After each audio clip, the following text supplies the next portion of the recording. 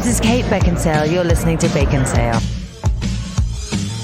All right, guys, let's play this game. Hold on. It didn't work. Do the nose trick. Hold on. It's the nose trick. No, you got to go up and down. No, you got to push it up. way too hard. Okay. Push it against the side. You know what works for me? If you just No. Does that work? Hit reset, and start at the same time. Okay. Did I get it? Okay, we got about 3 minutes. Hey, let's do it. Is it plugged in? Oh, dang it! No. Welcome to Baconsale. I'm Joel. I'm Kent. And I'm Zach. That was a fun game. Yeah. People that have no idea what we're talking about are like, what are they doing? We're just starting the show. Yeah. No big deal. We'd like to thank you for listening to our last show, our one and done show. We hope that you enjoyed it so much that you don't want it to be one and done. We could do it again. We have plenty of choices. I wonder if people took our non-recommendations as recommendations. That's a good question. I don't know if anyone said that, but I did have some people. Brian Madsen said The Road was a movie he saw once and never enjoyed, never want to watch again. Yeah. I still haven't seen it. There's a lot of Paul Jeffries mentioned Manchester by the Sea. Oh, devastating. Monica Harper mentioned Road to Perdition. Yep. Shark Gillens mentioned Interstellar. Oh, Todd you did that on purpose. I'm reading a list there. There was actually 2 mentions of Interstellar. Todd Callan said Rescue Dawn. April Baker said Chappaquiddick. And the one I wanted to bring up was Chris Anderson from the Bacon Council. Yes. Who said, for me, it's Grave of the Fireflies. It's stunning, poignant, fascinating, heartbreaking, and one viewing is all I can take, but I don't regret it one bit. To which I replied, you made me watch that a second time. Yeah, we did for the show. And she said in her defense, she did say, I didn't make you. I just said we were going to do Miyazaki films. But she knows I'm a completionist. Yeah. So I had my heart ripped out a second time. Twice. You knew what it was when you picked it up. It's true. I really did. But we do appreciate your feedback. We always love hearing from you on Facebook, Instagram, and Twitter. But that's not what we're talking about today. What are we talking about today, Zach? We are going to throw it back today, and we're going to be talking some video games. Don't turn off the episode. We're talking Nintendo. They already turned off the Bacon Entertainment last week. System. We're going NES games today. Classic NES. And we did kind of back on episode 17. 17. It's been a minute. A little bit. Yeah. Way back then, we did Your Podcast is in Another Castle back in July of 2015. Yeah. We were so young then. And it was about pre-PlayStation games. So we kind of dabbled in NES, but we did it. We've done It's a a PlayStation really show. broad brush. We've done a Sega show, and we're like, we need to do a classic NES show. So there may be some retreading going on here, but we're going to be talking about some of those classic games on the NES, as well as some obscure ones. So, did you love the NES? Zach, you're younger than us. I So am. We'll start with you. Okay, so What was your experience with the NES? I'm just going to throw it out. I was born after this console came out, and it's still the one that I grew up with because it was the console that my dad had. This is my first console. I played it for years. I've played dozens of the games. It is my first foray into video games, so I love it with a huge passion. And Zach, you literally, for that opening, you brought in a physical I am physically NES console. I was blowing into an he was. actual cartridge. Which cartridge was it? It's the Super Mario Brothers Duck Hunt. The one that came with That belongs in a museum. They made the. We'll get to that, but they actually made these machines not very smart. Does that work, or did it ever work? Oh, it works. Are you sure? Because I feel like none of them ever really worked. We'll get to that. We'll talk about the manufacturing flaws they made in great. there. I have those notes as well because we're going to talk general NES facts. But let's talk about feelings first. Sure. Okay. Because my first console was probably actually an Atari. My brother had an Atari, and we got to play on that and played Frogger and Popeye and all those types Pitfall. of games. And so I need, let's do an Atari show sometime. But The stories are really intense. they are. There's one time I wet myself, but it's because I was wearing diapers at the time when I meant in the game. Oh, yes. What happened? What happened? There's a flashback for Joel, a little PTSD. Wow. But no, NES was one of the first my gaming consoles. Do your parents allowed it? Oh yes. And Is it because you have a few brothers? Did they want to shut you up and said go play the Nintendo? no, my dad has always been big into tech. And Okay. so I think this was him being like a home console early gaming adopter. system. Yeah, he's like, let's try this out. And it was hours and hours and hours of entertainment. I honestly, I get after my kids now for playing too many games. And then I'm trying to remember, it felt like I just played video games nonstop when I was a kid, but I'm sure my parents were policing it too. But it just felt like I could just zone out and be in a different world for a little bit of time. You playing say these that. games. Your parents probably just wanted you to be in the other room Probably so. on your 22-inch TV. Whoa! They didn't give me the good. I actually- They didn't give me the good TV. Yeah, I played on a 20-inch TV. which seemed big back then. It was, yeah. Yeah, back in the day, it was huge. Ken, what about your NES experience? So my mom never wanted us to have a Nintendo. She wanted to inspire creativity in us children. So we even have a basketball court in our backyard, and she wanted us to do sports and draw and all that fun How'd stuff. that turn out? So I went to my friend's house all the time, and I played every Nintendo game I could until one blessed day, my brother's friend had an extra NES. Like their parents had two for some reason, and he said, "Hey, I don't need this one.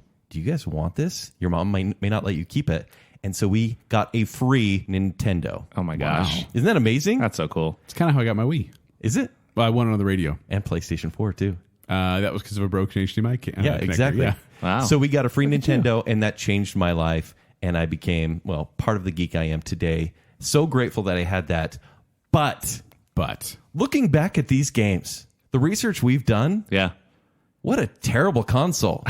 There were so many reasons why this shouldn't work, and why did it? Because it was just the first of its kind. Well, it's the context, though. Do you know what was happening around the time when it was released? Or So in the lead up? 1985. It came out in 1985, but you know what happened before that? The video game crash. Yes. The industry was in ruins. So what happened was, video games. They got the arcade games, and they're like, "Oh yeah, this is the future." And so they started doing these home console games, Atari and things like that. And they started churning out just crappy title after crappy Shovelware. title. No quality control. Yeah, at all. Like people were buying these games with these elaborate box art, and then they play it, and it would be atrocious. They did lightning in a bottle because they were able to bring the home console system to the home. So you're saying when they finally brought it in and made this console and started licensing games, licensing this games changed was everything. key. Yes. So let me take a step back here. Okay. The NES, the Nintendo Entertainment System, is an 8-bit, third-generation home video game console produced, released, and marketed by Nintendo. There were other consoles before this from Nintendo. ColecoVision, Atari. It's actually just a complete remodel, or it's the same thing, but the Family Computer, or Famicom, was made in Japan, and then they decided to rebrand it here as Nintendo Entertainment System. Entertainment System because it was supposed to be not just about video games. It was supposed to be like microphones, and you could sing along to karaoke. And How did that turn out? Well, hit and miss. Well, they had a lot of peripherals and things like that. So it was You actually could get a gun.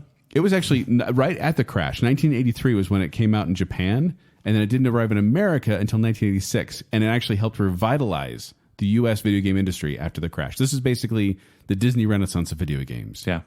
Well, because the industry beforehand, you may have heard the story of E.T., which was the worst game of all time for the Atari. Yes. And they made so many of them because they're like, E.T.'s so popular that they literally just buried them in a New Mexico desert. And I've seen the gameplay of this, and it is... Never played? Well, no, I think I have it on the retro. Oh, it's so bad. And Yeah, you fall in that unplayable. pit over and over again. Would to you say go that from- killed Atari? Yes. Because Atari was killing it before that. Oh, absolutely. And then to turn from that to something like a Super Mario Brothers, it just changed everything. Like Zach said and Kent said, it was zero quality control in the Atari. They were just letting anyone slap a logo on a cartridge and saying, "There, that's the game. We don't Right. care. Just make the money."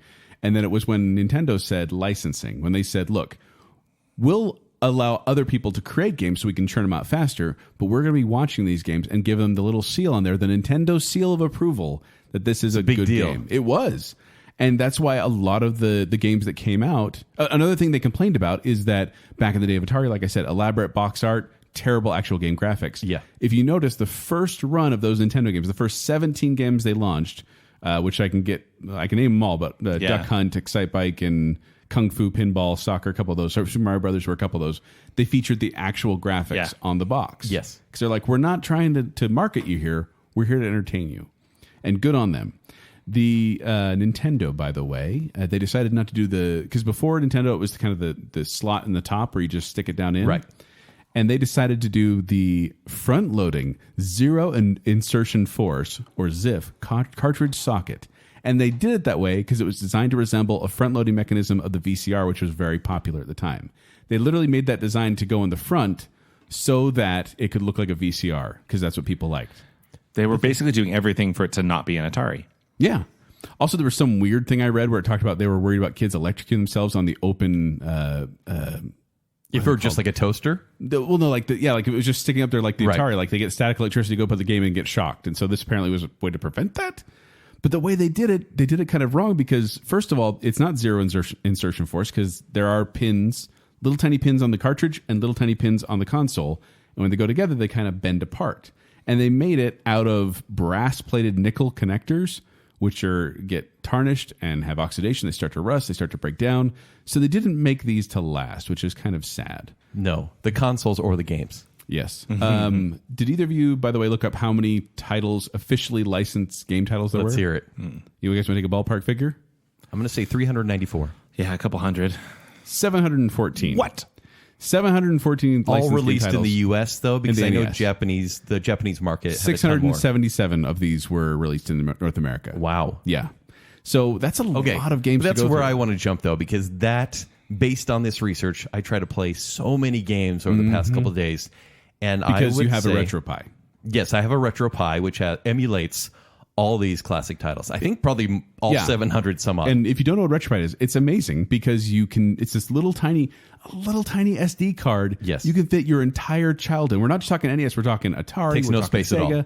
And it's barely anything. And then you put it in this little machine, plug an HDMI into cable into your TV, and you're playing the games again. And if you get sick of a game, you just hit start select and go to a new game. It's true. You don't have to restart the system and hit reset 3 times. I have so much less patience now than I did when I was a kid. Well, you should, because these old games are ridiculous. There are some standout titles that it almost seems like you said, lightning in a bottle. Magic happened to create some of these Nintendo first-party games, because I would say 89% of the games released for Nintendo are probably 27-minute experiences that are either impossible or not worth $5. And the games back then were $50. Yeah. Which is actually kind of great. You think about Games now are $50. Exactly. You think about how everything else has doubled or tripled based on inflation since even the 90s. Yeah. Games went from like 50 to 40, and now they're around 60 Now they're 60. for 30 some odd years. But nowadays, the games are like 40 plus hours, as you mentioned. Yes. Whereas back then, looking at the playthroughs on, you can literally go to YouTube and say, Any like, game. Name a game, any game. You're Splatterhouse. like, Splatterhouse walkthrough. And Yes. yes. And, well, that might get some different results.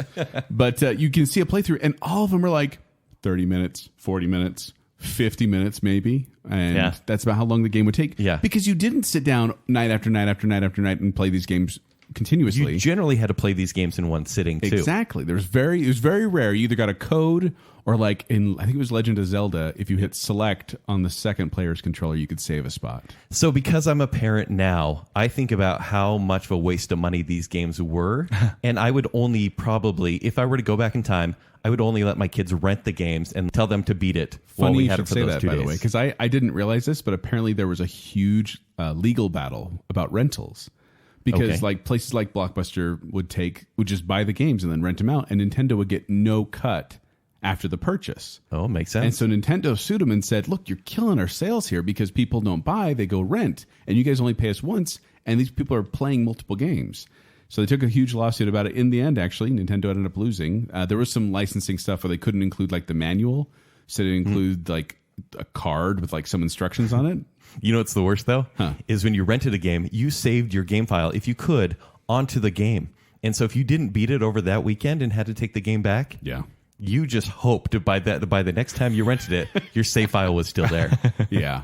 Oh, man. I remember renting games and just trying my best to beat it in one weekend. Yeah. And just trying to, I had And to. you should have been able to. You should have been able But to. some are impossible. That's the weird thing, too, is like there's some that were ridiculously, I don't want to say easy, but mundane. Yes. And that you got bored playing, and there's others that there's no way an adult can't beat this, let alone a kid. Right. Well, they're cut from the arcade cloth. Yeah. You know, that's the Pumping the quarter. Well, yeah, exactly. You and want them to granted, pay more. The controller was just a D-pad and 2 buttons. Like a Yeah. little cross. And often the controls were horrible, Yeah.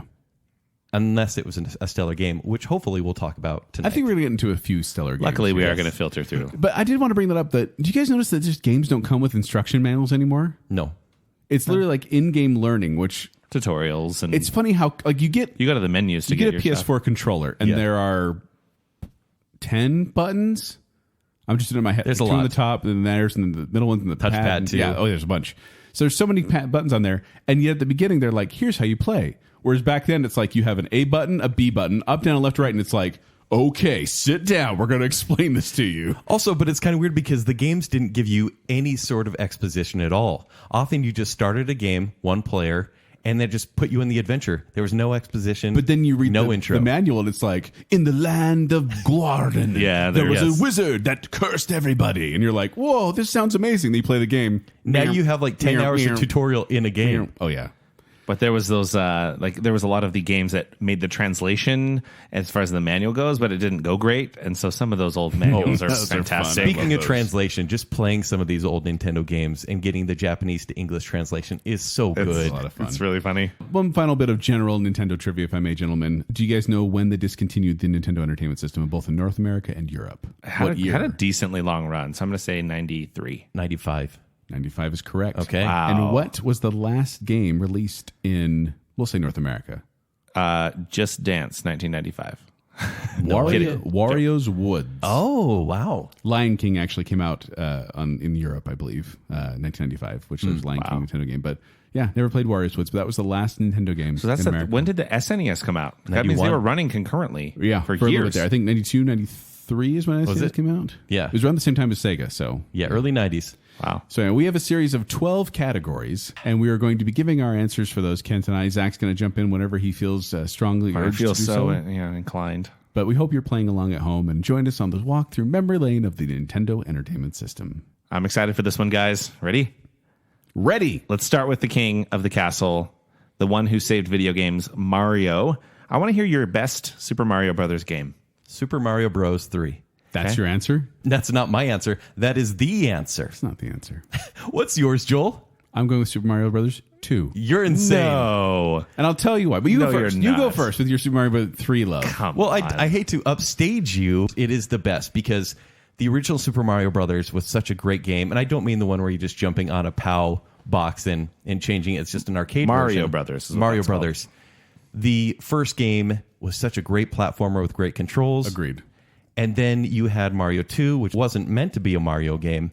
But then Super Mario Bros. 3, you get everything. If I read the back of each of these games, and I do want to describe them almost as an IMDb synopsis, if I could. Fine. Yeah. Okay. Because some people, here's the thing, some people listening to this game, like Zach, were born after the console died. Right. So this one says, fight monsters and mini-bosses, avoid ghosts and the burning sun, make your way through water and quicksand, dodge cannonballs and bullets, and rescue the King's Wand. Do you guys remember the King's Wands? Yeah. That doesn't even sound like I always Mario, try but to it jump in is. the air and catch it. Super Mario Bros. 3 is fun to play alone or team up with a buddy to prolong the adventure. The game series, some of the best Nintendo series were created by Shigeru Miyamoto, and I feel like this one defined the franchise. It sold 17 million copies. It doesn't feel repetitive like any other NES game. Even like 1 and 2 feel repetitive. And you get the leaf suit, the frog suit, the hammer suit, Tanuki suit. You can slide down slopes in Pompoko this suit. game. Yeah, basically Pompoko. you're the one that always brings it up. And then you get to hit the end card at the end of each level. Like it takes So much stress. So much stress. You don't know how to hit the star every You get time. the star every time. I don't. Like I never got that down. But you get the Koopalings. Basically, it's Bowser's kids. The Koopalings are the main bosses in the game. And so you have to stop each of them and get the King's Wands. I feel like this one is just everything flying in this game is so much fun. The graphics are some of the best. Yeah, it's weird to say graphics, but like the art style is Well, back beautiful. in the day, it was like, Yeah. whoa, it's so crisp. You can see especially Mario's compared to facial the first features. one. Yeah. All right, so Joel, Super Mario Bros. 2. So, and I want to clarify, I don't hate Super Mario Bros. Both are 3. great. So Super Mario Bros. 2. Yeah, and tell this, me why Doki Doki Panic is the best Mario game. we'll get to that because this is one where, and this definitely is probably more of a personal preference because it's definitely one I played the most. But I think that Super Mario Bros. 2 breaks the monotony of the first game because it does get a little monotonous. It does. Especially, Well, that's why everyone warps. especially if you don't warp. Yeah, that's what I was Yes. going to say. And it isn't as complicated as the third one. I think the third one strays into Mortal Kombat 3 territory where it's a little too much. In fact, I would say that Super Mario Bros. 2 is the Empire Strikes Back of the Mario world. Which that's not even your favorite Star Wars. It's darker, it's more challenging, and there are prehistoric bird creatures that shoot eggs from their mouths. I'm telling you. If you don't know the story, It's by the the way, last Jedi of Mario games. No. take that back. Yeah, seriously. So this is the synopsis that they have on Wikipedia, the source of all knowledge and truth.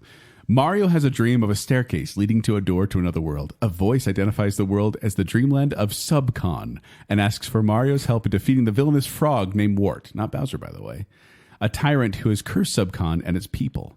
And during this game, like Zach said, and I think Ken alluded it too, it was not originally supposed to be a Mario game. They had a whole Super Mario Brothers 2 concept they were going to do where like It felt a lot like two people working together on the same screen, like using each other to jump over things and throw things and stuff like that. And then they were just kind of like, okay, we You need to mix it up. Well, they released a Super Mario Brothers 2 in Japan that was the same as the first Super Mario Brothers, but it was deemed too hard for Western audiences. Exactly. So they said, we got to make this easier. This was also right after the kind of the crash. Like, we don't want to be kind of associated with that. And so they kind of cosmetically modified a game called Yume Kojo Doki Doki Panic to become Super Mario Brothers. They literally put a skin on it and said, now this is a Mario game. The best part about this game is the difference with the character types. You have Mario, Luigi, that's his brother, by the way, Toad, who has a mushroom cap, and then Princess Peach. Princess Toadstool in this Princess Toadstool. Who did you guys play as? Peach is easy mode. Peach is when so here's Luigi's hard mode. They each had different ways of playing. So Luigi could jump high. Yes. Princess Toadstool, when she jumped, she would float. Toad could dig really fast. And then Mario, I was like, what does Mario do? I learned something, Kent. Apparently Mario can jump the biggest length. Like, he can jump far. Mario, can he? Luigi jumps high. Mario No jumps one far. ever knew because no one played as Mario. But No, Luigi no, was it not super stable. Yeah. Yeah, I like Luigi, though. That's how I played with most of the time, was Luigi or Toad. Those were my big ones. Yeah. But you could switch in between levels as you go through. You're like, okay, now it's a digging level, I need Toad. Or this is going to have long jumps, I need Princess. Yes. And so I was actually, I enjoyed that gameplay. I had a lot of fun with the characters. And a lot of the stuff that was used in Mario Brothers 2 carried on to other ones as well. So they assimilated things like Birdo. She became a part of it. The Bomb-Oms, Shy Guys. That all came from Super Mario Brothers 2. The jumping on something, and instead of having it die when you jump on it, being able to pick it up and throw it. Sure. That became part of Mario Culture as well. Wart showed up in other games? No, because you killed him. He's gone. Yeah, Bowser never dies. Pew, pew, pew, pew, pew. So this was... That was every Nintendo game, by the way. Super Mario Bros. 2 yielded over 7 million copies sold and is the fourth highest selling game ever released on the NES. Yes, but not the third. Super Mario Brothers being number 1, Duck Hunt being number 2, and Super Mario Bros. 3 being the third. Well, and Super Mario Brothers and Duck Hunt came with the console, so you can make an argument that 3 is actually the top. You could. And I enjoy 3, and I enjoy 2, and I really enjoy 1. They're both great. Yeah. They're really, really fun. All right. Favorite Super Mario Brothers, we differed. Zach, you said there was an easy answer. Are you saying 3 as well? I think 3 is the best. I think like universally, You always but agree with Ken. not always, just most of the time. Just when I'm right. Yeah. Thanks for letting me on the show. Okay, let's hear the game that you put the most time into. I'll go first on this one. And this is kind of a weirder one, but it's Who Framed Roger Rabbit? Yes. Why? So I played this so one. hard. So I hated it. okay, I owned this one. I think it was a Christmas gift, if I remember right. This came out in 1989, shortly after the movie came out. And you control Eddie Valiant, who, with Roger Rabbit always tailing behind you, and you're just trying to solve...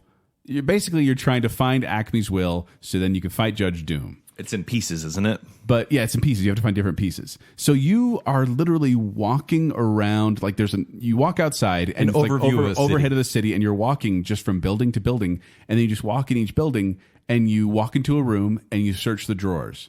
And you can talk to people and say, can you help me? And they'll say, no, I can't help you. Or, yes, try searching this building. And then you have to search every single drawer in the building until you find something like an exploding cigar or a revolver or things like that.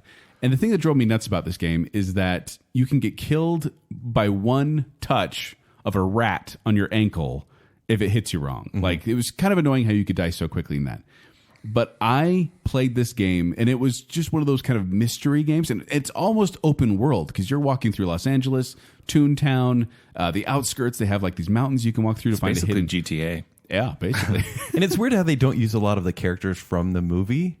You mean They use the throughout weasels. things. You get the weasels, but Jessica Rabbit. The characters you talk to in the buildings, like they're not from the movie at all. No, it's random citizens. Yeah. That's the weird part about it. It's just kind of they have like, random characters they threw in there.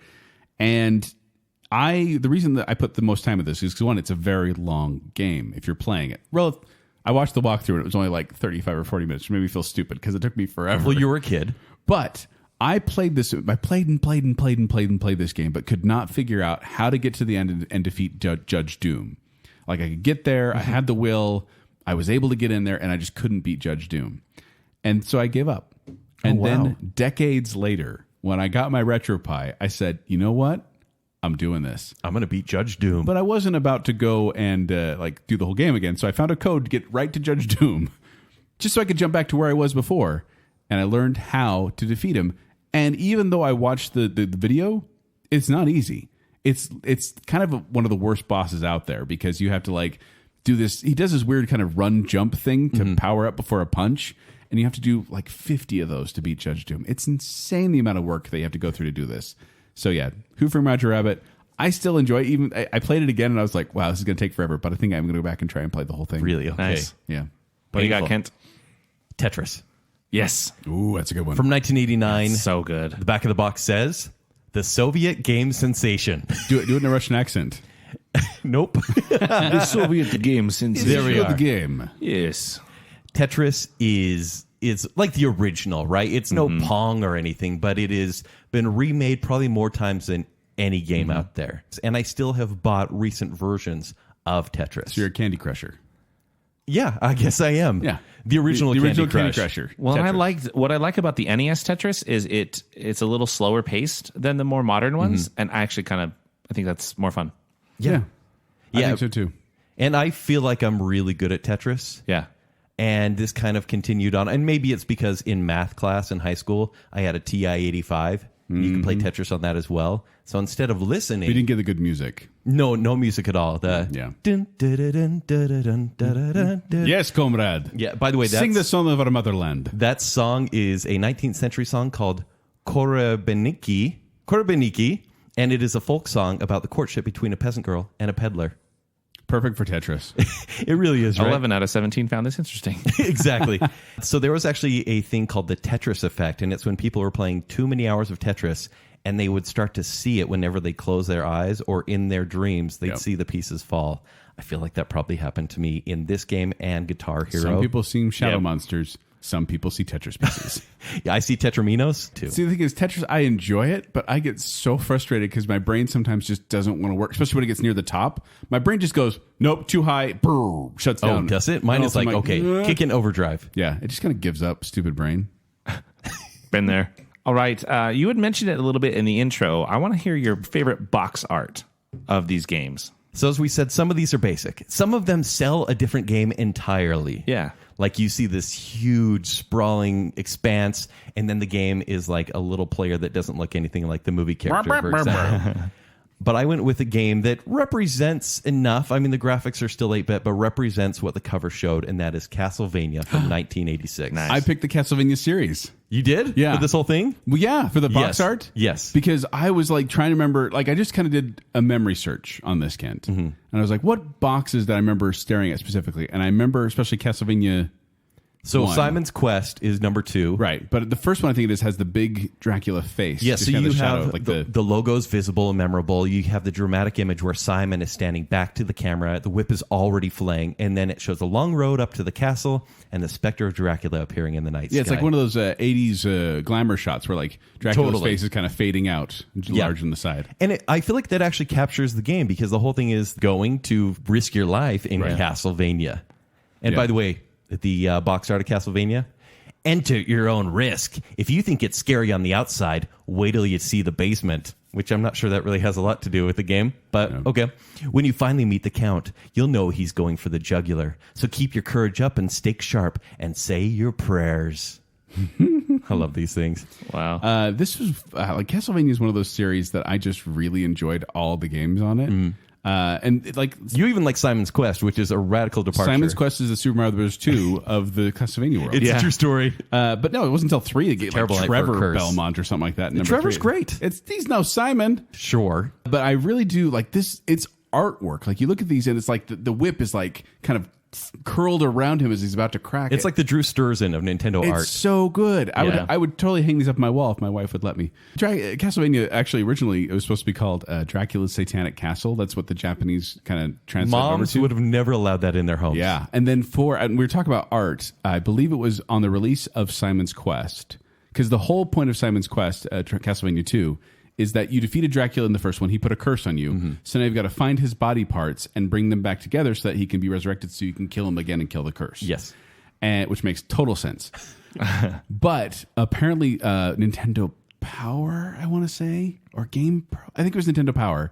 They had an image that came out of the magazine cover, and it was Simon Belmont holding Dracula's severed head, and parents freaked out. Oh, that's awesome, though. Yeah. And it's a really cool picture, but I was like, yeah, you can't. It's like the head's like has these glowing red eyes. Like it's not dead. Yeah. It's creepy. But like parents were complaining and saying their kids had nightmares and stuff like that. And I really wish I had that poster too, because it looks really cool, but not for kids probably. Probably Okay. not for kids. I'm going to get it. Yeah. But yeah, Castlevania, we both agree. Yeah. And isn't Air it- boop. Poop. Hey, guess what, guys? I also picked Castlevania. Hey, it's a sweep. And isn't it funny what your kid imagination would, with even 8-bit graphics and backgrounds, you would imagine happening in the game? Like some of these games were too intense for us. There's a little too much thigh too on the cover. Oh, because I'm Never too much thigh. Absolutely. But something seems scary, but you look at the graphics, you're like, I can't even see what that is anymore. But in your mind, like I remember, like when I played these games again, I was like, man, I remember this being a lot better. And I think it was just my kid brain Nostalgia. compensating for Absolutely. what I was seeing. Let's maybe look forward as well as looking back. I want to hear the game that you think deserves a reboot. Gonna go hipster on this one. Of course. Joel's the resident hipster of Baconsale. 2020. I chose 1990s Time Lord. Doctor Who? No, actually, nothing to do with Doctor Who. But when I heard the word Time Lord, when I actually started watching Doctor Who, I was like, oh, like the Nintendo game. Guys, you can't mention Doctor Who and video games in the same episode. I know. This turned it off. This was published by Milton Bradley Company for the Nintendo Entertainment System. Okay. Here's the synopsis. And I'm going to read it in my announcer voice. And please try to keep a straight face during this, okay, gentlemen? In the year 2999, Earth is under siege by aliens from the planet Drakon.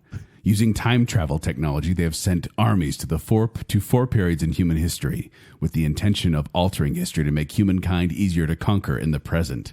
The player assumes the control of the Time Lord, who has until January 1st, 3000 AD, to vanquish the enemy in the past, or else he will self-destruct along with the time machine. But I'm so confused. So Y3K is what we're talking about, basically. Yeah, Y3K. So, and the thing is, all it really is you're this character who starts out in kind of this scientific lab, and then you walk into this time travel machine, and like these pixels start swirling around you, and you change colors. It's kind of a quantum leap effect. And all of a sudden, you're back in medieval England. And then you have to fight in medieval England with like knights and stuff like that. And then you fight through that. And then once you gather these 5 orbs, you then are able to travel to the next era, which is the Old West, I think it is. And you go to the Caribbean, then you go to France. So it's really not that long of a game, but I'll tell you what, I could never get past. I think it was the Caribbean. It was too hard. But this game I was obsessed with for some reason, because I love the concept of just traveling through these different periods of time, and fighting different enemies in those eras, related to those eras. It was kind of a fun variety game. I imagine it would be something like Assassin's Creed now, where you're able to travel through different periods of time, and that's all one Renaissance type era, isn't it? Or no? In many of the games, yes. Yeah. So, and then you have this clock up at the top too that measures the time. So 1 day in present time transpires in 6 seconds. So you have 36 minutes and 30 seconds to complete the entire game. Okay. That's all it gives you. So you watch the clock tick down the whole time. But just the mechanics of games are very kind of clunky. Like it's kind of hard to control exactly what you want to do. And it's kind of trying to be 3D, but not really. But this is one of those games I thought, I like the concept. If they could do this right, because I liked it as a dumb NES game. Right. If With they did it right. little to no story. Yeah. If they did it right, I think this could be a really fun thing to do. Okay. I'm going to try that out tonight. Time Lord. Sounds fun. Dun, dun, dun, dun, dun, dun, dun, dun. All right, Kent, what is your pick? The game I feel deserves a reboot is Track and Field. Nice. Oh, like with the power pad? With the mat? So that was actually the family fun fitness game, but there was that one didn't actually need the power mat. Because remember the power pad, you never actually ran on. No, you just slapped it with your hands. Yeah. Oh, yeah. This one, I don't know if that used it. This is actually an adaptation of an arcade game, came out in 1984, and then Track and Field 2 was the one that really gained steam on the NES. So isn't this basically just Wii Sports, though? it's basically Wii Sports. So you have fencing, triple jump, freestyle swimming, high dive, clay pigeon shooting, hammer throwing, taekwondo, pole vault, canoeing, hang gliding, all this good stuff, right? 15 games in Track and Field 2. All that hang gliding you do on Track and Field. I remember those field days at school. So the back of the box says, get psyched, block out the roar of the crowd and take a deep breath, because it's not whether you win or lose, it's whether you survive. In Track and Field. What? This is why I think this needs a reboot, because we are now in the time where VR is getting to levels where it's fun and there's more you can do than just like a basic mini game. In this, you could do 15 mini games through VR. And just imagine like canoeing. You have 2 controllers anyways with VR and can track your movement. And yes, it doesn't really track your feet all that well, but sometimes you push buttons and you push it down with your arms if you're going to do hurdles, for example. Yeah. Or hang gliding. Imagine you are holding your arms out and you will see the land underneath you. That'd be fun. Nintendo does not have a VR system currently, but whether it's the Vive or the Oculus or the PlayStation VR, I feel like Track and Field could be rebooted and be something that really sells VR. Yeah. Because it could look incredible. And honestly, there haven't been Olympic games that have been popular probably since the NES days. There's a few Mario and Sonic ones. versus, or whatever, the Olympics. Right, They but- do have every but couple. Sonic and Mario versus the Olympics? Whatever. I'd play that game. They took it down. Like a couple scandals and everything. I could use a good sports game that's like all around sports, and honestly would be good exercise as well. Aw.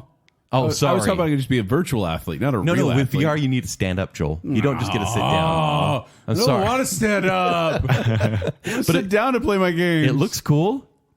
okay. Okay. But you know, there's like a Target one, and that would be really easy to do as well. Clay pigeons would be really fun. It'd be really Yeah. fun and look realistic. So Track and Field. VR. Yes. Okay, I played that. Nice. Did you guys ever play Balloon Fight? Yeah. Yeah. I want a reboot of Balloon Fight. How would it look? It would be the same style with like fresh graphics, 60 frames a second, nice and smooth, but still the same. But I mean, we're talking like more realistic looking balloons or still cartoony? Like a cartoony art style. Okay. But And you're looking at it from the side. So I still want I basically just want that game just really smooth. Nice. I love Balloon Fight.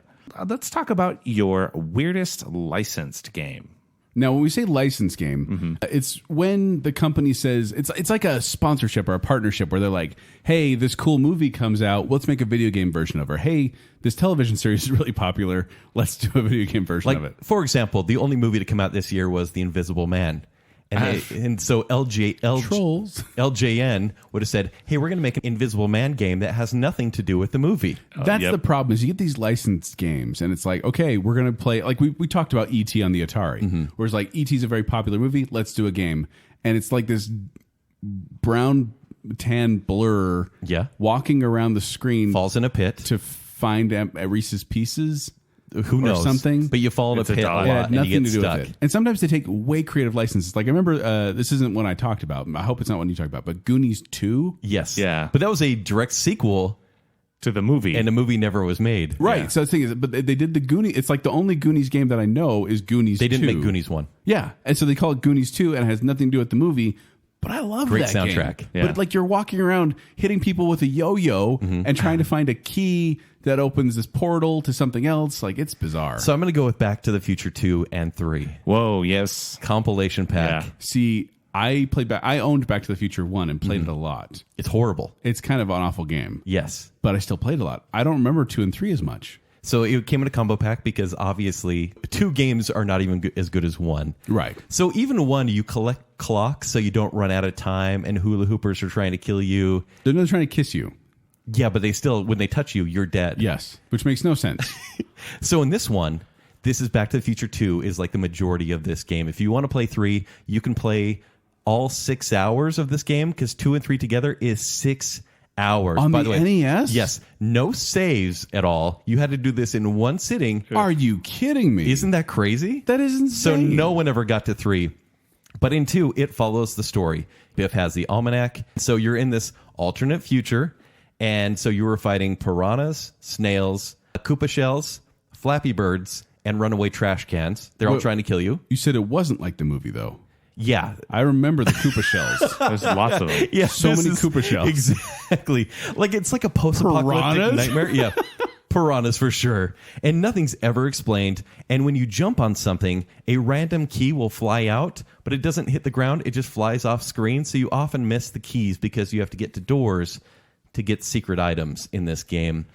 It is one of the worst games I've ever played. I'm gonna have to give this a shot. Please then. play this. I did just play like last night. I played Back to the Future 1, like the first Back to the Future NES game, and I hated how easily you could die. Like I would be, Yeah. I'd be doing great, and then I'd trip, I'd touch a wall and I'd die. Yeah, the same in this stupid game. bees would touch me and I would die. Yeah. I don't remember bees in Back to the Future. They're there, apparently, deleted scenes. But this was made by LJN Games. And if you've seen The Toys That Made Us, you'll know a lot about LJN. Yeah. But they made so many horrible licensed games like Spider-Man and Sinister Six, Jaws, Beetlejuice, Who Framed Roger Rabbit, which Joel loves. I do. Uncanny X-Men, and Karate Kid. Most of these games have nothing to do with the movie. Yeah. Karate Kid's awesome. No, it's not. I really do like Karate Kid. It's pretty fun, actually. Joel, what was yours? The year was 1989. Summer of 1989. Oh. And I got to see Batman. Yes. In the theaters. Then, in February 1990, the video game, same logo, Michael Keaton on the cover. The graphics start up, and I'm like, it's Batman! Batman versus the Joker. This is, who the crap are these robots? Yeah. And so you spend this whole game, like, it's this 5 levels of like this kind of, it's not even Gotham. It's like this post-apocalyptic future factory. Yeah. And you're fighting these robots and these like... Well, you always need fodder. Yeah. Right? There always needs to be goons. But it looked like it starts out, and all the cutscenes are like from the movie where like the Batmobile, like the guns pop up and shoot down the gate, or like when the Joker will say something. You say that like they're actually seeing movie clips, not just poorly colored pixels. But to me, that was the coolest part. And then I go back to the crappy gameplay.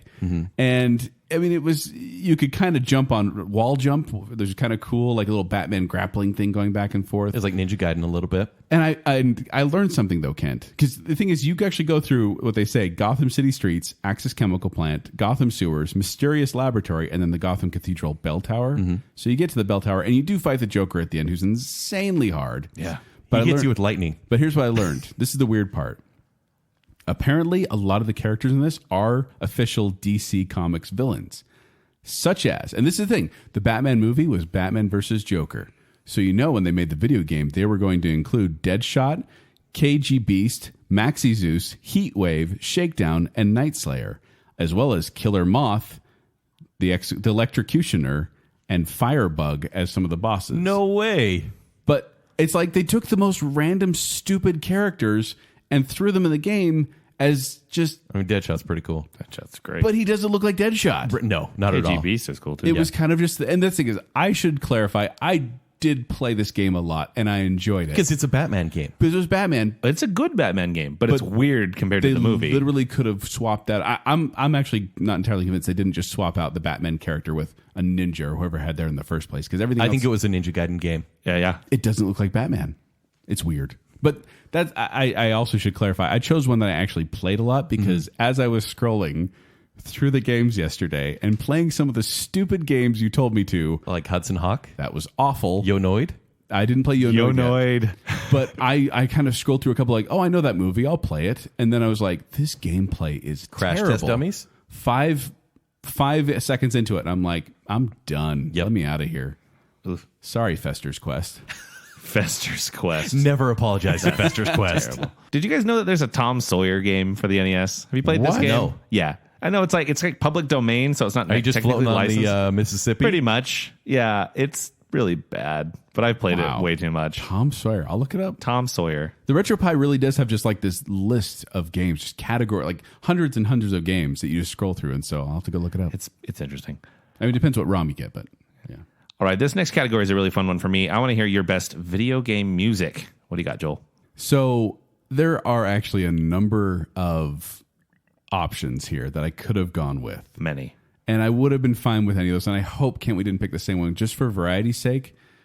But I fear we will, because the one I'm choosing is your crush.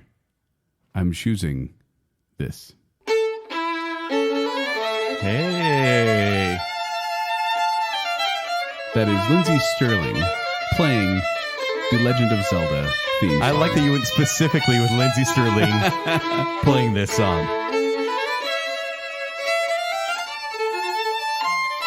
I just like it. Joel, Anyway, you have picked the best game music. is that the one you picked? It's the same exact one. Dang Although I it. didn't go as far as picking Lindsay Sterling, Dang it! but they're You also love Zelda. hands down. Because game composition, like we remember, I mean, I play at the end of every show. If you guys haven't made it to the end of the show yet, I play chiptunes. And it's 8-bit versions. That started, I think, around the time we did our the podcast Another Couple believe so, episodes. yeah. We did an 8-bit version of... It was an 8-bit version of Baconsale. Excuse me. a version of Footloose. It's in that now the episode, Baconsale song. Yes, and so sometimes they're good, but when you have a level that's like 20 minutes to play, it's the same repeated song over and over again. It gets very repetitive. Because the memory on those little Right. cartridges is very small. Yeah. So, but there are very few games where the music stands out and has lasted decades, and that is The Legend of Zelda. But that's just it, Ken. I was going to pick the Super Mario Brothers theme song because that is so iconic and so fun to hear. And there are so many good tracks as well. Yeah, I mean the underworld stuff and the above world stuff. Like, there's so many good tracks in there. The Star theme.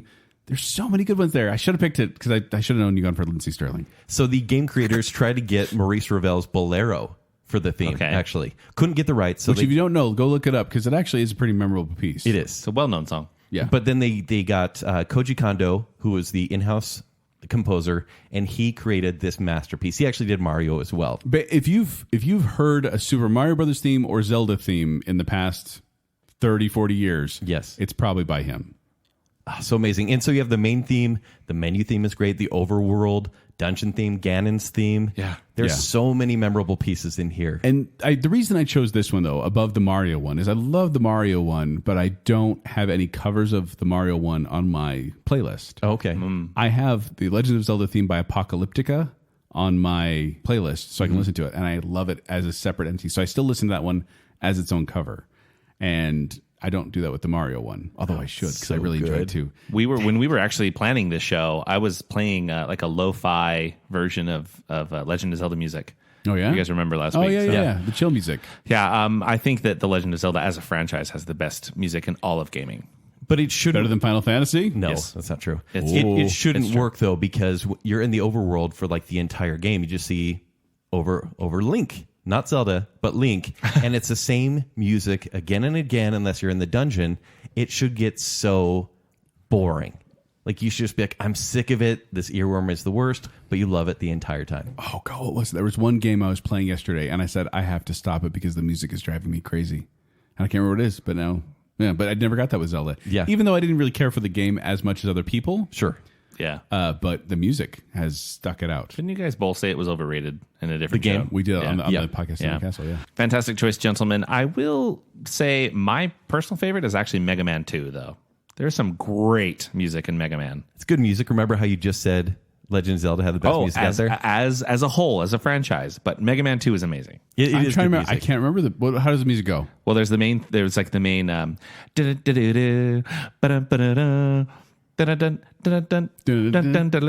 that's I like got it, every yeah. time the boss comes out. But I then never every got boss, that far because I threw my controller and hit the TV. but every So, boss had like a Curse you, different Bubble theme. Man! It's varied and it's really good. I think Zelda is better, but shout out to Mega Man 2. Every show you give a shout out to Mega Man 2, and this one actually fit. So thank you. Mega High. Yeah, I also want to give a special shout out to Grease 2. No, Not again. All right, what's the one that your parent would play with you? For this one, I have Gauntlet 2. Nice. Really? Yeah.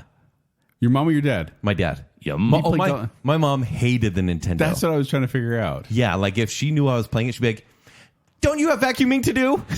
Go clean your Vacuuming room. sucks, Mom. I'd throw all my clothes in my closet, like, Mom, my room's clean. And then I'd just hurry and go hide and play Nintendo. She's like, she hated the Nintendo. Whereas my dad was like, what are you playing? And I'd be like, oh, this cool fantasy game. I'm a wizard right now. Do you want to play and be my archer? He'd be like, yeah, sure. And Gauntlet 2 was really easy to pick up and play because you could be a warrior, a Valkyrie, a wizard, or an elf. And Gauntlet 1 is good. I'm not going to say Gauntlet 2 improves on the formula very much, but just enough because you could also choose the color of clothes for your character as well. The most infuriating thing, though, is on the back of the box, they say I'll say it here. Step back into the mazes of the dark dungeons with Thor, Thyra, Questor, and Merlin. I want my name to be Questor. With over 100 new mazes to explore, experience all the action, graphics, and sounds of the arcade. So they say over 100 levels. There's actually 999 levels. What? Yeah. Crazy, right? So you think there would be an ending. By the way, this game feels a lot like what Diablo was probably based on. Okay. Because you travel through rooms and just ghosts or skeletons or gnomes come at you, and you have to destroy their base where This they're is an being overhead born. game, if I remember right. It is. Yeah. And it's a really fun game, and I sunk so much time. I think I got to level 120. And then I finally said, where's the end? I got to level 100. How did I not beat this game? That's the thing, though.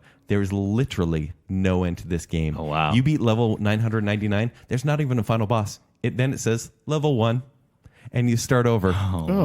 Isn't that so aggravating? It's very aggravating. 1,000. I always get frustrated. Like, I always wish, and this wouldn't work, but I always wish there would be some sort of, like, as a kid, I was like, I wish if you beat a game, like, just some cash would dispense out of the console, just as a reward. For, That'd be nice. Congratulations. But it's always like, good job. You won. Yeah. Bye-bye. And this was, like I said, this was a game that was easy enough for my dad to play because, like, it could go up to 4 players, which obviously the NES didn't have 4-player ports. Right. But you could get the additional part that was like the L-shaped thing. Mm-hmm. Splits out. Yeah. And so, but you could jump in, or my brother could play, and I'd be like, oh my gosh, we have a whole fellowship here. And then if you wanted to leave, he could just die and leave the game. And I could keep going on and try to beat this impossible to beat game. That's a great choice. Yeah. All right. I had Gauntlet growing up too, but it was one of those like off the beaten path black cartridges that were not actually licensed by Nintendo. What? Yeah, because all of them were gray except for Legend of It's like Zelda, the which is gray. gold. My Micro Machines as well. Shout out to Micro Machines was gold. We had yeah. That wasn't officially licensed. Oh, it was Micro Machines game. Not So according good. to. No, I was going to say not gold though. Zach's Black Market. Oh, okay. Oh, it's good. But yeah, Fred Meyer. it was the Tengen games had like a black cartridges, and there was a whole lawsuit about it. What? The only one we had was Gauntlet, the first one. So good choice. What do you got, Joel? I chose one that actually came out before the Nintendo was even a thing. But it was an arcade game that then became a Nintendo game, which my dad would play with me because it was one of his favorite games. It's Joust. Oh, Joust. So Joust, if you don't know, you're a knight riding a flying ostrich. What? And you Excuse me? if your javelin is higher than the other person's javelin, you will then turn them into an egg, which you must collect, or else they'll rehatch and jump on another ostrich. Also, watch out for the pterodactyls and the lava monster.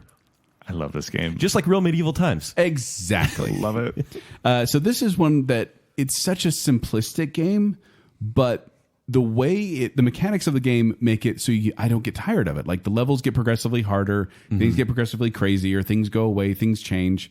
And it's fun just to play together because you are cooperative, but you can also hurt each other. So it is a co-op game, not just a 1v1 game. Yes, and that's the thing is it was kind of revolutionary, this cooperative gameplay. That's why when it came out, it kind of revolutionized that concept of working together to fight the villain together. And my dad... On flying ostriches. On flying ostriches, of course. And this was actually listed, Guinness Book World Records listed it as one of the main games that had let me read here, technical, creative, and cultural impact because of what this game did. And if you look up the history about What did it do? Well, it just the way, the mechanics of the game, how it came together, and how it changed games after that is kind of fascinating to see. So if you ever want to, look up Joust and read about it, you can. No one's gonna. It's so fun to do this history research, though. I just don't want to get on the Baconsale because we're running long already. All right, Joel, what's a game that everyone loved but you never got into? And this isn't necessarily that I hated it. Yeah, you just weren't as into I bet it. we have the same answer. I don't know if we do. Go ahead. I'm doing Kirby's Adventure. Oh, we don't. Wow. You didn't like Kirby? Well, no, I just said I did something. I You didn't like it. hate Kirby. I didn't get into it. You think he sucks. He does. Yeah. No, this came out May 1993, which means I was already moving on to I was a teenager at this point. So I was moving on to yeah. Not me. But this came out. They had Kirby's Dream Land on the Game Boy, and then it became Kirby's Adventure, where they could do a lot more. They actually made him pink and made him, the what's it called when he eats people and then turns into their powers, the replicator, the copy, or something like that. They gave him that power in that. But He fought in our video game bracket. he did, Yeah. And I had to do research on him because I never got into the Kirby games. Neither did In fact, I. when I saw him in Super Smash Brothers, I was like, that's the guy that can float, right? And all of a sudden he starts eating people. I'm like, oh, wow, he's pretty powerful. And then he would not fall. Like he gets to the edge of the thing, he just goes, flies right back on. I'm like, you punk. Yeah, Kirby is the Smash Brothers easy mode. Yeah. Kirby's Adventure is one that it's not that I hate it. And I played a little bit of it before today, excuse me, Magic of Podcasting. But I just never got into it. So Kirby's Yeah, I don't even blame you. It's kind of a blind spot. Yeah. Okay. You know what's a worse game than that, but people love? I didn't say worse. I said I'm not into it. You don't like it. But you know what's worse? Metroid Stop. from 1987. It's you against the evil Mother Brain in the thrilling battle of Metroid. This game is stagnant. You just don't get it. I get it. No, you don't get it. And I played it. Zach, I don't know. I don't know if we brought this up on the show before, but Kent just really doesn't like a strong female protagonist in his games. Yeah, that sounds about right. Wait, Samus Aran is a woman? Spoilers! You use the Zero Suit all the time. You know. Wait, I'm in the Zero Suit all the time? Right now you are, yes. You're welcome. It's pandemic proof. Metroid is a game that just starts you off, and you can roll in a ball and get hit, and the level design is hideous. It's just flat, patchy colors. When you have low life, there's an alarm that goes off, and it's grating. It makes me want to turn off the game. I don't hate this one nearly as much as I think you do. Play it again. I think people have nostalgic memories. The NES Metroid, I agree with you. Super Metroid's amazing. Super Metroid is great. NES Metroid's because they learn from their mistakes. The soundtrack is memorable, but still very dull. There's no map in this game, no overhead map, so you just kind of have to guess where you've been and memorize a lot of games everything. did that before. Yeah, this one needs one though. This one is so Legend of incredibly Zelda complex. needs one. Actually, Legend of Zelda I think came with a map if you bought it officially. Well, Nintendo Power released a map. But there's no internal saving, so you're forced to enter a 24-character password every time you respawn. 24 characters. I remember having notes for both like Castlevania, I think Metroid as well, and I'd have to draw like little vials and axes, and I had paper. I probably still have paper somewhere with Castlevania Metroid codes on them. Yeah. Like I don't think I ever used them again, but I always wrote them down. You didn't use them again? I'd walk away and then come back and be like, I got a code. But you had 37 codes on that paper. Which one was the right one? Well, I didn't know. Yeah. I'd try to enter it and be like, dang it, no. But this Mother Brain is an incredibly hard boss battle. Yeah. And this game is hard to play and not worth it. I would give a huge recommendation, though. They actually remade this game for the Game Boy Advance. It's called Metroid Zero Mission, and it is fantastic. So the remake is Save it wonderful. for that show, Zach. Yeah, the Game Boy Advance show that For we're a never Game going to Advance do. show. Keep your mouth shut. Yeah, I see what you mean about the original Metroid. It's tricky. Yeah. Okay, well, let's talk about what holds up. Kent, what's a game that totally holds up? From 1991, this is a weird choice. Okay. But Tiny Toon Adventures. Nice. Yeah. Oh, man. We all love this game, Yeah, right? it's great. Except for that theme song becomes an earworm and will not leave Absolutely. my head. So I'm sitting there playing the game. The whole time I'm playing the game, I'm like, we're tiny, we're toony, we're a little loony. Yeah. So at the back of the box says, that's right. The archenemy of Acme Acres, Montana Max, has kidnapped the ever-so-popular Babs Bunny. Now the furry female's fate rests in the paws of Buster Bunny and his crime-fighting pals. Because they fight crime, apparently. But it's a fun game. It's one of those licensed ones where you're like... This is a Mario clone. Granted, platformers were kind of all the same, but this one feels and kind of looks like Mario, but it mixes it up enough. Like you can turn into a secondary character, like Plucky. Which they use a lot of the characters from the show in this, and it's kind of cool to see them. It's full of characters from the show, and the graphics are good enough where it's not just like a small sprite character. It looked like the it cartoon. looks like him, and like you said, the music's there. It's a little too much there. You can turn on the volume though, but still very good. So you can be Dizzy Devil, Furball. You fight the villains. I mean, it's so much fun. There's boss battles at the end of every level. The gameplay is smooth. And I mean, I played this today. I'm like, I could beat this right now. It would probably take me 20 minutes and be enjoyable the entire time. Kent, you went with WB. Yes. I'm going with Disney. Okay. Because I'm choosing DuckTales. Oh, DuckTales. I mean, come on. Oh, yeah. Amazing music in this game. The music is great. 'Cause the thing is, I was actually going to pick Contra, but I already kind of sang its praises on episode 17, the podcast Another Castle. And so I chose DuckTales in this one because this, as I was scrolling through dozens of games and just playing like a couple seconds of them, this is one where I actually tried to play as far as I could and be like, okay, how far can I get without dying? And I had so much fun. So this one, if you don't know, it's a story of Scrooge McDuck traveling around the globe, collecting treasure and outwitting his rivals to become the world's richest duck. And you'll go to places like African mines, the Amazon, the Himalayas, Transylvania, and the moon. Of course. The best part about this game is the fact that you can... cane. The cane, because you can either use the cane as a baseball bat or as a pogo stick. And Only as a pogo stick, I will let's just be bounce around levels the whole time. Like, basically, that's how I travel, is by pogo stick. Me too. It's so much fun, and it's non-linear gameplay. Meaning you can start at any level one. You start Transylvania if you want, or Himalayas. Doesn't matter. It matters a little bit because there's some things where you have to unlock something with something you got in an earlier level, and you'll always end up back in Transylvania to fight Dracula Duck at the end. But at the end of this game, you can get one of 3 endings depending on how much money you have: the regular ending, the super poor ending, or the super rich ending. What happens in these endings? basically just a different graphic of how much pile of money you're sitting on a different newspaper clip. This is what I hate about NES games as well. Usually at the end, if you beat the boss, it's kind of like those old cop TV shows or movies where it just kind of the camera pans up into the sky and you really get no conclusion. Right. Because these games give you an ending that says, end, congratulations. And that's it. This one says Scrooge defeats the final person, and it's like he jumps up, does this weird kind of a move. It's weird, and all of a sudden he turns into a newspaper clipping where it's like Scrooge loses his fortune while searching for treasure, or Scrooge finds more treasure, or Scrooge is now even more rich. Like it kind of just depends what it is, but it's good. It's a good ending. Great. It's a fun game. It's so Yes. much fun. So I highly recommend playing this one. Still. They actually have had a remake of that one. I think it came out for the PlayStation 3 and Xbox 360. Oh. Same exact gameplay, just new graphics. Oh, cool. It's See, I'd play great. that. Well, Joel, let's go the other side of it. What do you think is a game that doesn't hold up? I feel bad saying this one because it used to be one of my favorite games. And it did change kind of the way games are played. Yeah. But I'm going with 1987's Double Dragon. Yeah. Yeah. It's so hard to play. It was Yeah. back in the day. I was like, "Oh wow, these graphics are cool," and "Oh wow, you walk around fighting people." But then you get games like they call them beat 'em up games, also known as brawlers. Where I like this. It says it's a video game genre featuring hand-to-hand combat between the protagonist and an improbably large number of opponents. I'm like, yeah. But then you get things like Teenage Mutant Ninja Turtles to the arcade game. Yes. Where it's like faster play and all Turtles that. in Time. It's and that's the thing, it's that type of game. But this one you take control of Billy Lee or Jimmy, and you fight the Black Warriors in try to save the girl. Oh yeah, this game starts out with a woman getting sucker punched in the gut and carried off, which was a little weird. Like, okay, kids, let's play Double Dragon. That's how Super Mario Brothers starts too. What? Probably.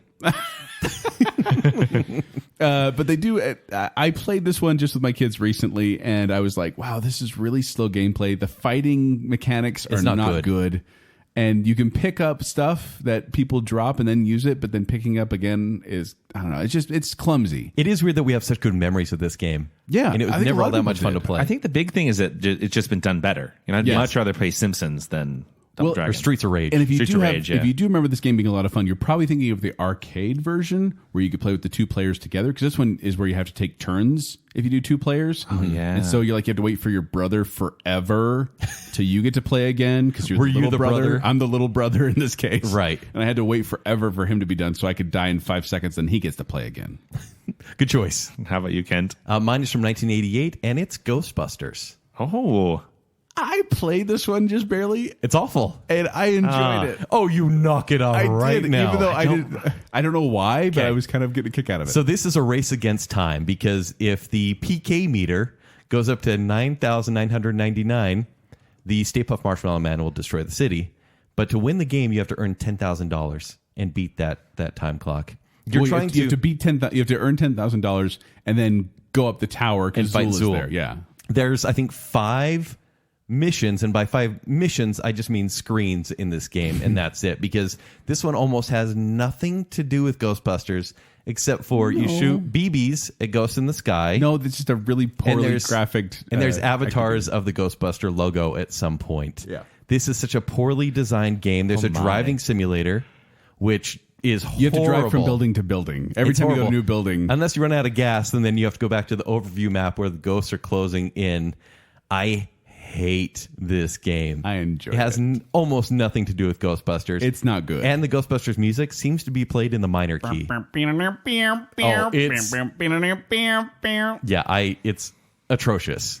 yeah, That's right. And this is an example of a licensed game that people probably bought. I bet for Christmas, a mom was like, "Oh, my son loves the Ghostbusters movie. It's almost a perfect movie. Yeah. I'm going to buy him the video game."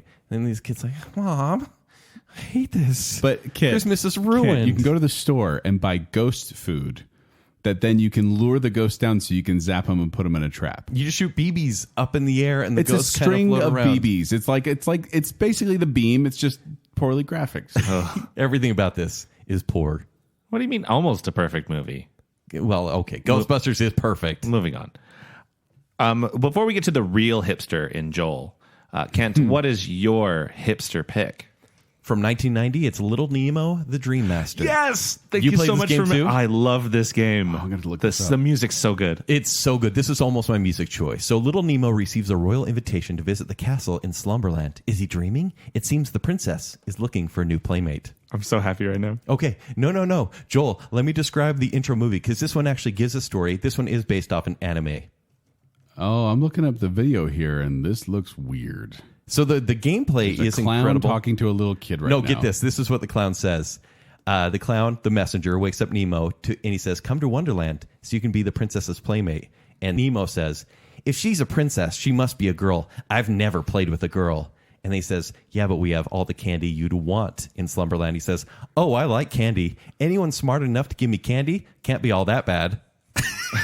And so That's the clown actual takes- words from the yeah, game? literally. Yeah. Anyone smart enough to give me candy can't be all that bad. This is hipster. What the heck? Yeah. Oh, okay. What are you seeing? Well, I turned on the gameplay here just so I could watch it, and it's not ringing any bells, but he just hit a gorilla with a baseball, and now he's riding on the gorilla's back. Yeah. You feed candy to animals and you could become them. You jump into their skin and you can become these animals. The frog is... Skinwalkers? Is this a game for skinwalkers? It's kind of a skinwalker game. Honestly, your kids would really like this one, Joel. My kids It's- are big into skinwalkers. You can you have like a bee costume. You can be the bee. It feels like a Like Mario... Boyd as Blob? It feels like a Mario 3 element where you can become different things for different parts of the mission. But it's, I don't know, the graphics are really kind of stellar for a 1990 game. And yeah, so definitely play this one. He's riding a lizard now. I can't recommend this highly enough. Yes. Great choice, Kent. No, I may have to fantastic try it. game. It doesn't look Joel, you need to play It's it. one of the best NES games. It's great. so weird. All right. My hipster pick is actually grounded in a little more reality, Kent. Oh, more than going somewhere for free candy? Yeah, and feeding candy to gorillas and then Becoming jumping into them. their skin. I chose Rescue the Embassy Mission. Did you make that up? No. It actually was originally called Hostage Rescue Mission, or just Hostage, also known as Operation Jupiter in France. But Rescue the Embassy Mission, let me read the synopsis here. A terrorist group have overrun an embassy in Paris. The player takes control of a 6-man team on a mission to free the hostages. So this game is in 3 stages. The first stage is getting your people into position. So they have to crawl along and sneak along a path as these spotlights are going on. And you have to avoid the spotlights and like jump in windows and hide behind stuff until you get to your designated place. These people then go up and you're a sniper. And you're looking through the embassy windows and you see shadows and you can open fire and take down the shadows. This seems intense for an 8-year-old. It's awesome. And the music is fantastic too. And then your repeller's on the roof in the next stage. And you rappel down the roof and then have to jump through a window. And once you're inside the building, you have to take down the hostages and say, whoa, take down the terrorists. Game over. No, take down the terrorists and save the hostages. But here's the fun thing about this game. It's a real quick game. Like you're playing, I don't know, 10 minutes or something like that. Really easy to conquer, but mastering it is very difficult because you have to not injure any hostages, get through it in the right amount of time, get all your people through without taking any casualties, and depending on how well you do, you get a different like newspaper clipping at the end. How are the graphics? So just like DuckTales, basically. Kind of. Well, Yeah. but the graphics are good, like not like fantastic, but I remember like The way you described it sounded amazing It, until you it's- actually play the it's game. definitely like it's definitely 8-bit territory, but it's not as obviously good as PS4 games, that type Sure. of thing. But for NES, this was one I could play over and over and over again because it was always fun to do and fun to watch. And it's always the same mission. Yeah, you're playing. Well, you can play on different levels of difficulty, so you can Okay. have it. It basically shortens the amount of time you have to do it. And I would just love like walking through, and if a spotlight hits you, they open fire and you'll fall over dead. And so like I loved like sneaking under them because you can crawl, roll, or jump. And so like I'd roll under a light just to prove how cool it was, or crawl right beneath one just to be sneaky. What's it called again? Rescue the Embassy Mission. Rescue, Okay. the Embassy Mission. Give it a shot. Like I said, 10 minutes and you're done. But it's a fun game to play. I'll try it out. Did you ever play light gun games? Like Duck Hunt? Yeah. Yeah. There's a light gun game called Gumshoe. Have you played this one before? No. Yes. So it is it's a side scroller where the character moves and you have to you shoot at him to make him jump. And Yeah. so he moves automatically and you just bounce him around with the light gun. It was them trying to be, okay, we got the light gun to do this one thing. What else can we do with it? Yeah. And not kill things. That's my Just hipster shooting pick. at someone to make them move is the lesson Warning I teach shots. kids. It's super fun, but the soundtrack in it's amazing. Very cool. Check out Gumshoe. We have now reached the end of the show. We have one more category to go, and it's the most appropriate, I think. It's the final boss time. Who is the most frustrating boss? We'll start with you, Joel. So many tough bosses. Yeah. There is. And this one I feel bad because I did talk about it before on episode 17 as the best video game villain. I chose Mike Tyson from Mike Tyson's Punch. The answer is Mike Tyson. You chose that too? Absolutely. It's the choice. I hate it when we match, but I like it when we match because we're agreeing on something, but I This want one is variety. appropriate because you think of other bosses, and there are hard ones. Joker from Batman is incredibly hard. Terribly hard. The Judge villain, Doom, I almost put. the villain from Ninja Gaiden is really hard as well. Yeah. Well, even- Jason from Friday the 13th, really hard. That game, I played Friday the 13th. worst. And it was miserable. Yes. But, and yeah, Jason's very difficult. But Mike Tyson is one where if you say, even now in 2020, you say, yeah, I can beat Mike Tyson. Liar. Yeah, exactly. You fat liar. But you know what I'm talking about. Yeah, I know. You say any other villain, people are like, okay, good job. But if you say, yeah, I beat Mike Tyson before, it's like a badge of pride or you're lying. There's no one that beats him without a cheat code of some sort. no one beat Bald Bull Part 2 without Yeah. cheat code. Let's be Yeah. honest. Well, Bald Bull got so tough at that second one. So with Mike Tyson, you have to dodge every punch and you have to time your counter punch precisely. And he has very few weaknesses. And by the way, you have to last 3 rounds with Well, him let's bring it back real quick because Yeah. let's bring it back to what Punch Punch Out Out, is. yes. So back in the day, this is out in '87, but they had this Punch Out game in arcades where you were like this green wireframe player. So you could, then they made it that way so you could see through you and see the opponent. Right. And then they were like, okay, let's put this to the games. And they're like, we can't do the graphics the same way on the console. So they just made this little tiny guy, little Mac, so you could see the other player. That was the whole 107 point. pounds, by the way. Oh yeah. Hey, you leave the stats. And so then they said, okay, in the arcade, the computer is just this random AI where it just does random moves because we want people to pump in quarters. This one, people aren't pumping in quarters. Let's just make it kind of memorizable tells. Yes. So like with Great Tiger, his jewel will blink right before he's going to hit. Or E-Piston Honda, his eyebrows will wiggle right before he's about to hit. And so you learn these tales and you had to memorize what they're going to do. And then you get in a rhythm of how to punch them. And then so they had this game and they're like, this is great. And then they said, well, how can we get American audiences to really be excited about this? Who's the biggest boxer right now? Mike Tyson. Yep. So Mike Tyson, it's rumored that he got $50,000 for a 3-year period for his likeness. Only $50,000. Only 3 years. Because then after that, they had to re-release it as just Punch Out. Do you know Tyson why? Punch Out. So they replaced him with Mr. Dream, and a lot of people think because he got in a lot of trouble back in the 80s and 90s, but it's actually because he lost to Buster Douglas. And so Nintendo's like, oh, we don't really believe in this guy anymore. So they dropped his contract. But didn't have any more faith in him. Still, I mean, aside from Rocky, probably the biggest name in boxing. Yeah.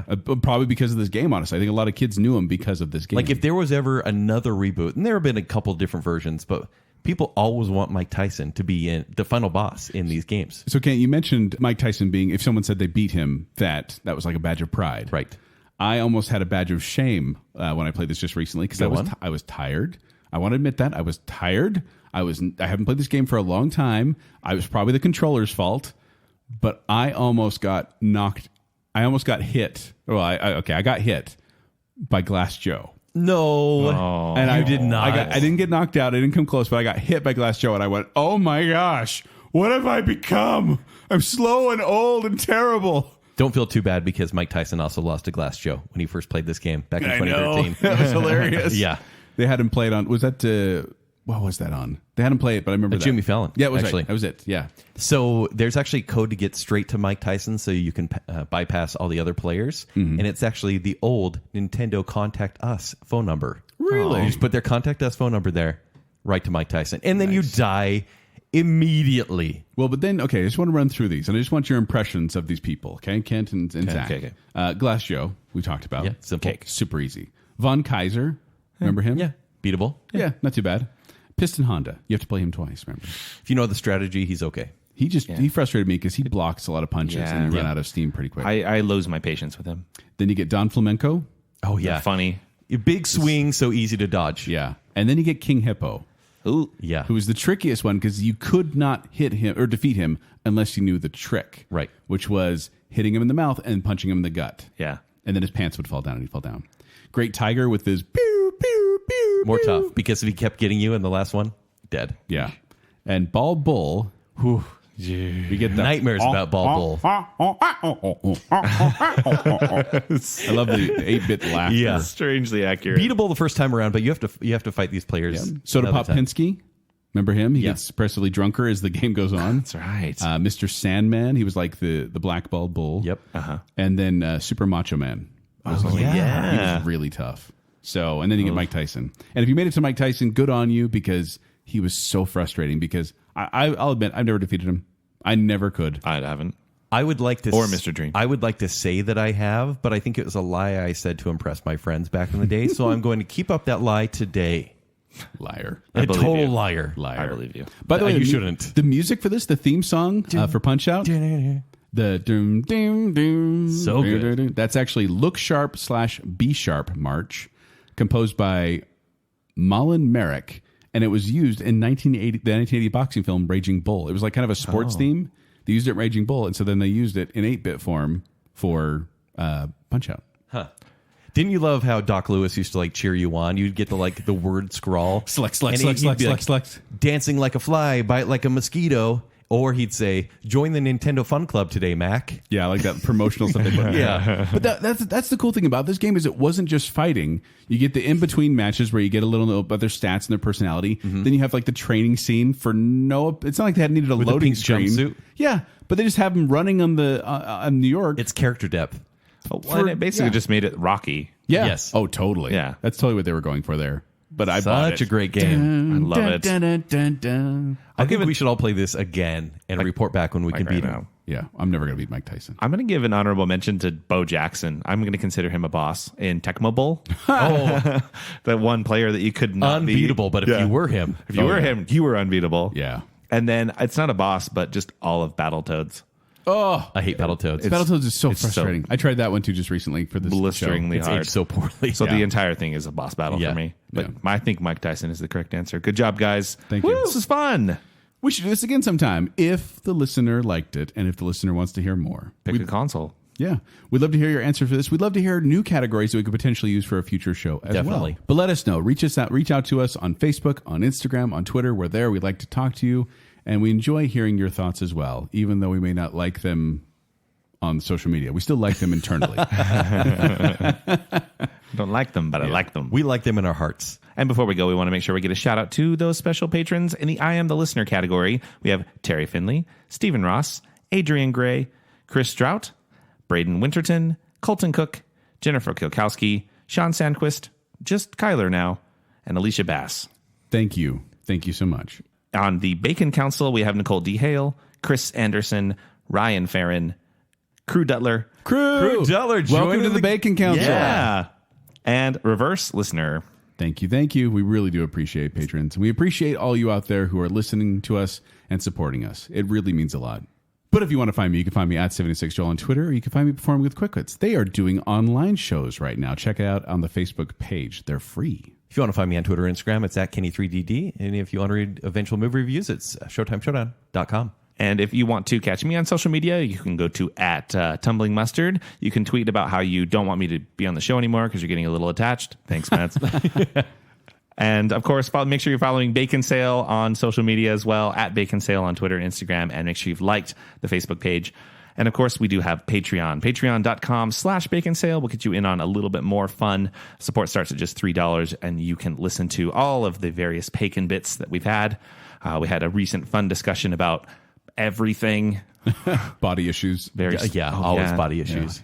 And then, of course, if you want to rep that Baconsale tee when you come out of the quarantine, make sure you go to tpublic.com/Baconsale.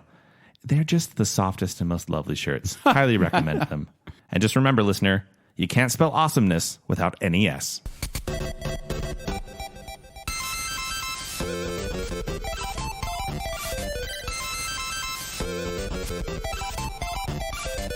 Right there. All right, y'all ready to talk about video games? We're going to play some big games. Going to talk about them. Oh, boy. Yes, sir. Yes, sir. Yes. Oh, yes, sir. What up, man? Are we gonna play some Nintendo? It's business. It's business time. I know what you're trying to see. It's business time. Lost lyrics, Good okay? job, Muppet. That's what he does with his voice. Business time. Business time. It's Star Wars. darker, it's more challenging, and there are prehistoric bird creatures that shoot eggs from their mouths. 11 out of 17 found this interesting. Some people see shadow monsters. Some people see Tetris pieces. Yeah, I see Tetraminos. It just kind of gives up, stupid brain. And Trevor's great. He's no Simon. Like the Nintendo game. But I'm so confused. Sonic and Mario versus the Olympics? Whatever. I'd play that game. That belongs in a museum. Oh, Oh, sorry. I was hoping I could just be a virtual athlete, not a No, real with athlete. VR, you need to stand up, Joel. You don't just get to sit down. Oh, I'm I don't sorry. want to stand up. But sit down to play my game. I love balloon fight. In this Stupid game. bees would touch me and I would die. Sorry, Fester's Quest. Fester's Quest. Never apologize at Fester's Quest. Don't you have vacuuming to do? Go clean your Vacuuming room. sucks, Mom. Girls. Yeah. Not me. Oh, I like candy. Anyone smart enough to give me candy can't be all that bad.